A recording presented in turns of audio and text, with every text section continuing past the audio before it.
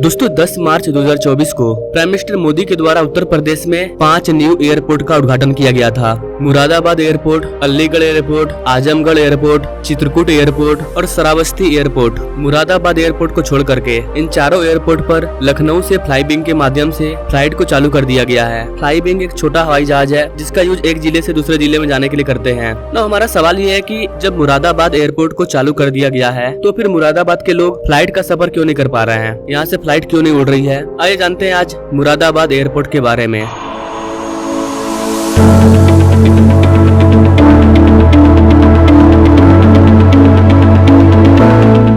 दोस्तों भारत सरकार ने 21वीं सदी के आवश्यकताओं के अनुरूप यूपी में विकास का रूट मैप तैयार किया। निवेश और ईज ऑफ लिविंग के लिए जो भी जरूरी कनेक्टिविटी है उसको प्राथमिकता देने के लिए सड़क, रेल, वाटर, एयर कनेक्टिविटी, इन सब के इंफ्रास्ट्रक्चर में रिकॉर्ड तोड़ काम किया गया। इसका परिणाम ये हुआ कि आज उत्तर प्रदेश एक्सप्रेसवे प्रदेश बनकर के उभरा है। उत्तर प्रदेश में सबसे ज्यादा एक्सप्रेसवे है। इसके अलावा एयरपोर्ट के मामले में भी उत्तर प्रदेश काफी आगे निकल चुका है। अभी 3 महीने पहले ही पीएम मोदी ने यूपी जाकर के टोटल 15 न्यू एयरपोर्ट का उद्घाटन किया है।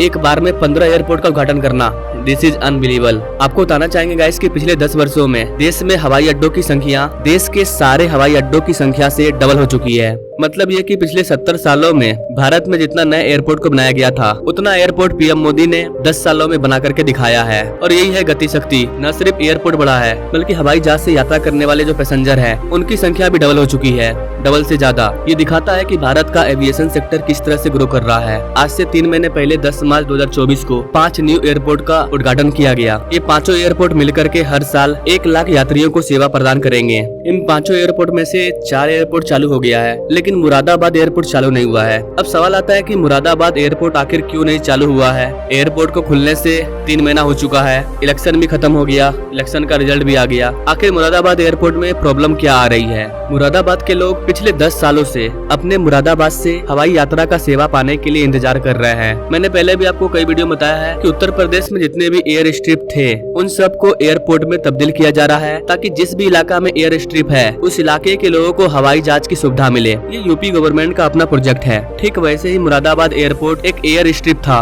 एयर स्ट्रिप मतलब यहाँ पर जो हेलीकॉप्टर या फिर हवाई जेट वगैरह जो लॉन्च होती है उसका यूज बस इंडियन आर्मी के द्वारा किया जाता था डिफेंस के लिए। लेकिन अब इसे पब्लिकली लोगों के लिए भी खोला जा रहा है और यहाँ पर एयरपोर्ट को बनाया जा रहा है। मुरादाबाद एयर स्ट्रिप को एयरपोर्ट बनाने के लिए 2013 में चर्चा स्टार्ट हो गई थी। 2014 में एयरपोर्ट अथॉरिटी ऑफ इंडिया और उत्तर प्रदेश गवर्नमेंट के बीच में एक MOU को साइन किया गया। इसके बाद 2015 में मुरादाबाद एयरपोर्ट का ग्राउंड लेवल पर कंस्ट्रक्शन वर्क स्टार्ट हो गया। क्योंकि उत्तर प्रदेश में कई सारे एयरपोर्ट है तो इस वाले एयरपोर्ट का जो कंस्ट्रक्शन है वो काफी स्लो होता है। डिपेंड करता है कि आपके इलाके की आबादी कितनी है, उसके अकॉर्डिंग ही वहाँ पर फैसिलिटी आती है। चाहे वो बुलेट ट्रेन हो, एयरपोर्ट हो, एक्सप्रेसवे हो, हाईवे हो, ये सारी चीजें डिपेंड करती है आपके एरिया की जनसंख्या की। तो धीरे धीरे ही सही लेकिन मुरादाबाद का जितना भी चीज है, चाहे वो टर्मिनल बिल्डिंग हो, टैक्सी वे, अप्रोच रोड, एक नॉर्मल एयरपोर्ट के लिए जो भी चीजें जरूरी है उन सारी चीजों को तैयार कर लिया गया 2022 तक। नवंबर 2023 में मुरादाबाद एयरपोर्ट को उड़ान का लाइसेंस भी मिल जाता है। एंड फाइनली 10 मार्च 2024 को प्राइम मिनिस्टर मोदी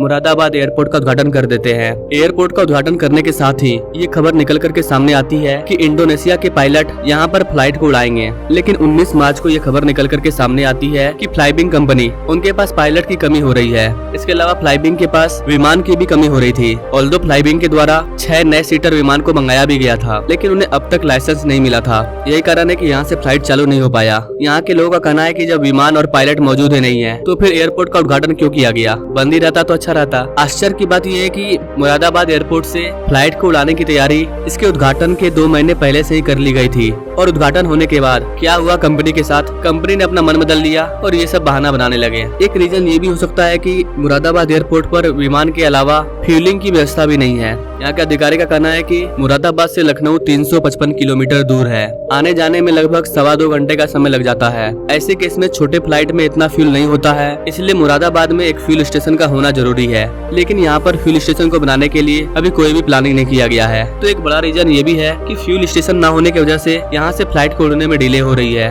आप अगर फ्लाईविंग के ऑफिशियल साइट पर जाकर के देखेंगे तो वहाँ से मुरादाबाद एयरपोर्ट का नाम हटा दिया गया है जब तक ये चालू नहीं हो जाता। वहाँ पर आपको लखनऊ, अलीगढ़, आजमगढ़, चित्रकूट और श्रावस्ती के लिए टिकट बुक की जा रही है। सिर्फ मुरादाबाद को छोड़ करके इन चारों एयरपोर्ट से लोग आन जान कर रहे हैं। बताया जा रहा है कि अगर फ्लाईविंग यहाँ पर फ्लाइट को अवेलेबल नहीं करवा पाएगी तो हो सकता है कि इसका काम किसी और को सौंपा जाए। बताया जा रहा है कि इस महीने के लास्ट तक यहाँ से फ्लाइट अपनी पहली उड़ान भरेगी विथ पैसेंजर।